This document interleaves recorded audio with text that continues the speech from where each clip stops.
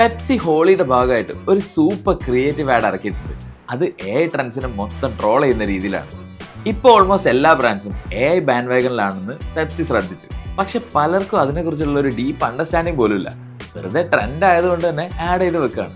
ഇതിനെ ക്രിയേറ്റീവായിട്ട് ട്രോൾ ചെയ്യാൻ വേണ്ടി പെപ്സി ഒരു വേർഡ് പ്ലേ കോൺസെപ്റ്റ് ഉപയോഗിച്ചു.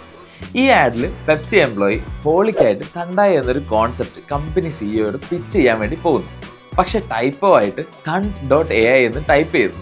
അപ്പോൾ അവൻ റിയലൈസ് ചെയ്യുന്നു ഹോളിയുമായിട്ട് ബന്ധപ്പെട്ട പല വേർഡ്സും തണ്ടായി, മിഠായി, ബുജായി ഒക്കെ AI അവസാനിക്കുന്നത്. ഒരിക്കലും ശ്രദ്ധിക്കാത്തൊരു കാര്യമാണ്.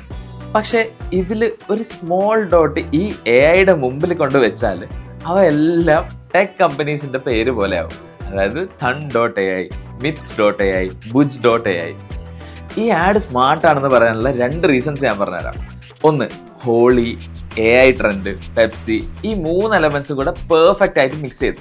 2, AI ട്രെൻഡ്സിനെ ഫോളോ ചെയ്യാതെ അതിലൊരു ഫൺ പെർസ്പെക്റ്റീവ് കാണിച്ച് പെപ്സിനെ ഒരു കൂൾ ബ്രാൻഡാക്കി പൊസിഷൻ ചെയ്യാൻ ഇത് ഹെൽപ്പ് ചെയ്തു.